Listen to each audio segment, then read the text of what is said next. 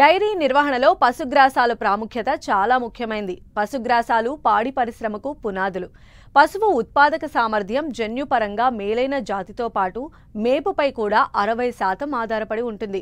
జన్యువే కాక అధిక పాల ఉత్పాదక శక్తి సామర్థ్యాన్ని బహిర్గతం చేయడానికి పోషక విలువలతో కూడిన పశుగ్రాసాన్ని పుష్కలంగా అందిస్తే ఆశించిన పాల దిగుబడులు పొందవచ్చు. తక్కువ నీటితో సాగు చేయదగిన అధిక పోషక విలువలు ఉన్న పశుగ్రాసాల వివరాలు, సాగు యాజమాన్యం గురించి ఇప్పుడు తెలుసుకుందాం.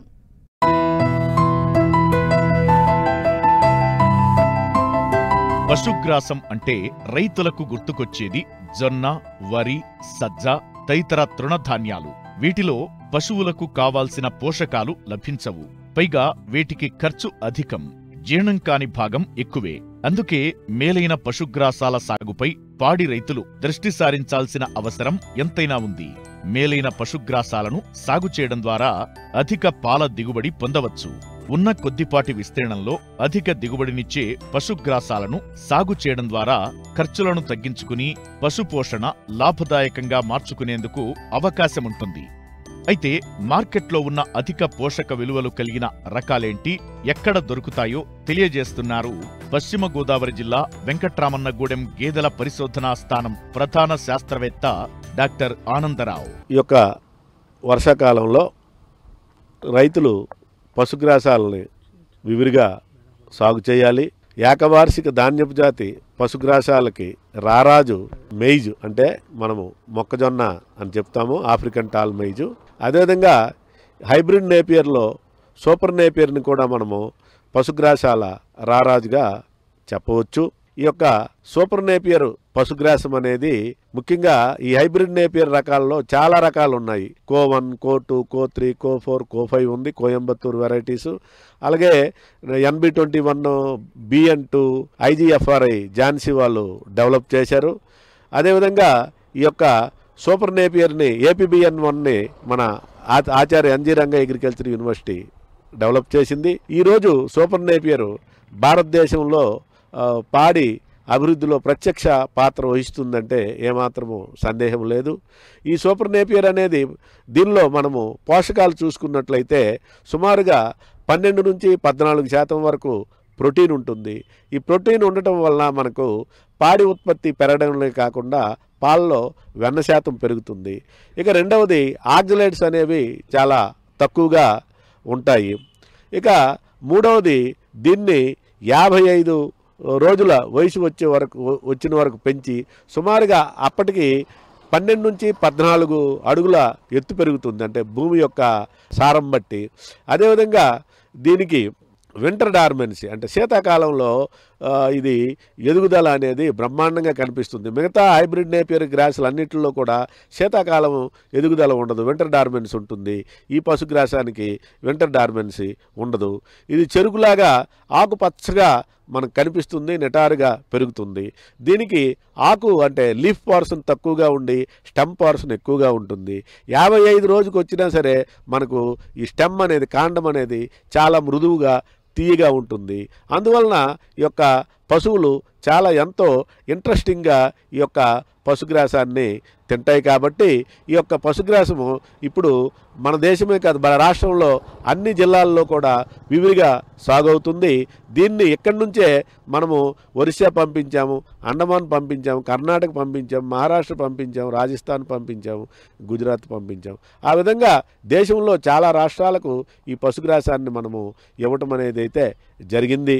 అయితే ఈ పశుగ్రాసం వలన పాడి ఉత్పత్తి జరుగుతుంది, పునరుత్పత్తి కూడా చాలా బాగుంటుంది. అదేవిధంగా ఇక రెండవ రకమైనటువంటి పశుగ్రాసం ఆస్ట్రేలియన్ నేపియర్. ఆస్ట్రేలియన్ నేపియర్ పశుగ్రాసం కూడా ఇది వైలెట్ కలర్లో ఉంటుంది. దీనిలో బ్రెజిలియన్ నేపియర్ అనే బ్రెజిల్ వెరైటీ, ఆస్ట్రేలియన్ నేపియర్ అనేది ఆస్ట్రేలియా వెరైటీ. ఈ రెండు కూడా చూడడానికి వైలెట్ కలర్లో ఉంటాయి, కానీ చిన్న తేడా ఉంటుంది. ఏంటంటే ఈ బ్రెజిలియన్ వెరైటీ గ్రీనిష్ వైలెట్గా ఉంటుంది. అదే ఆస్ట్రేలియన్ నేపియర్ అయితే కంప్లీట్ వైలెట్ లో మీకు కనిపిస్తుంది. ఈ 2 పశుగ్రాసాలలో కూడా మనం చూసుకున్నట్లయితే స్టెమ్ పోర్షన్ చాలా తక్కువగా ఉంటుంది, ఆకు అనేది చాలా ఎక్కువగా ఉంటుంది.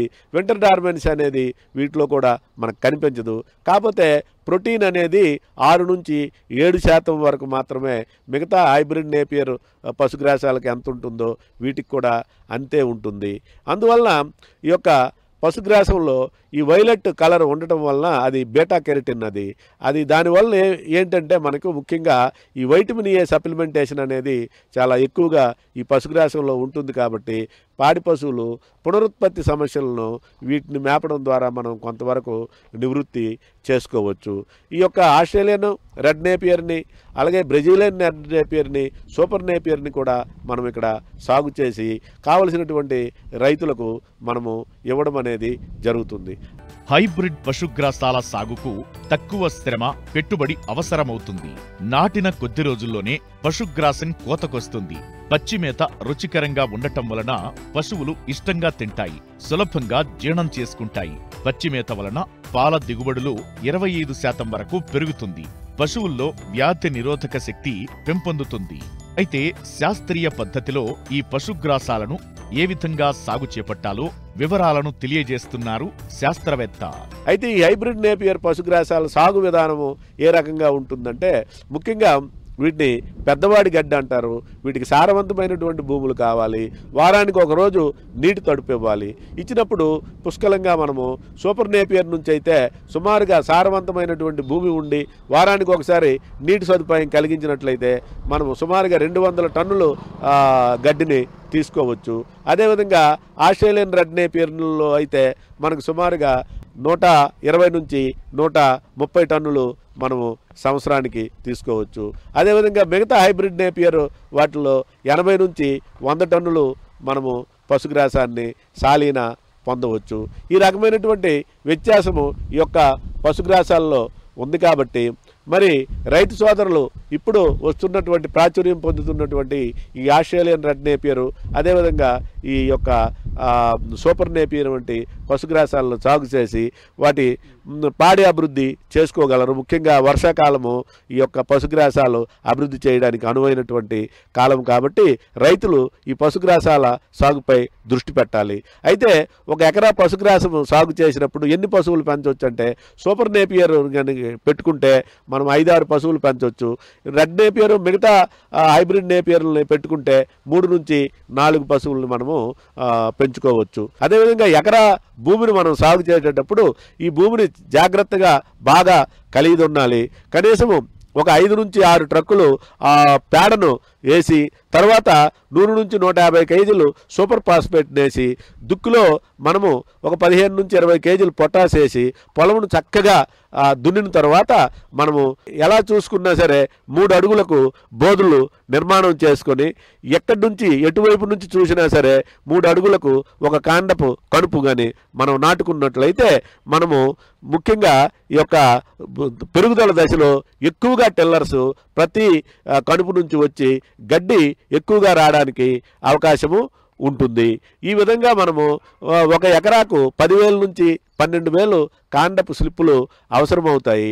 అందువలన 2 కడుపులు ఉన్నటువంటి కాండాన్ని మనం ముక్కలుగా చేసుకొని ఈ 2 కడుపుల కాండము మనం భూమిలో ఒకటి ఏటవాలుగా ఒక కనుపు భూమిలో ఉండేటట్టు, ఇంకొక కనుపు 45 డిగ్రీల యాంగిల్లో భూమికి వాలి ఉన్నట్టు పెట్టుకున్నట్లయితే 2 కనుపుల నుంచి కూడా మనకి ఈ యొక్క వేళ్ళు కిందకి దిగి మనకు 2 పిలకలు వచ్చే అవకాశం ఉంది.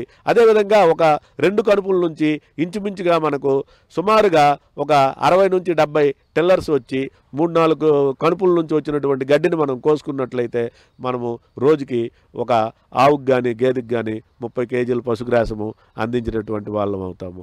అయితే ఇది ముఖ్యంగా ఏ టైంలో కొయ్యాలి? సూపర్ నేపియర్ అయితే 55 రోజులలో కోస్తే చాలా బాగుంటుంది. మిగతా పశుగ్రాసాలన్నీ కూడా మనకు 45 రోజుల నుంచి 50 రోజుల మధ్య కోతకు వస్తాయి. ఆ యొక్క మెచ్యూరిటీ స్టేజ్లో మనము కోసినట్లయితే చాలా ఉపయోగకరంగా ఉంటుంది. కోసిన వెంటనే ఒకసారి ఈ యొక్క పశువులు ఎరువుని ఇంకొకసారి ఇంకొక కోతలో మనం కొద్దిగా యూరియాని చల్లుకున్నట్లయితే మనకు పశుగ్రాస దిగుబడులు అనేవి చాలా ఎక్కువగా ఉంటాయి. ఈ విధంగా సంవత్సరానికి 5-6 మార్లు ఇవి ఈ కోతకి వస్తాయి. కాబట్టి ఈ యొక్క వర్షాకాలంలో ఈ హైబ్రిడ్ నేపియర్ పశుగ్రాసాలైనటువంటి సూపర్ నేపియర్ని కానీ, రెడ్ నేపియర్ని కానీ, APBN1 కానీ, CO3, CO4, CO5 వంటి పశుగ్రాసాలు ఎక్కడ మీకు లభ్యమైతే అక్కడ నుంచి తీసేసుకొని మీరు వీటిని సాగు చేసి పాడి పశువుల యొక్క మేత కొరత నివారించగలరని కోరుతున్నాను.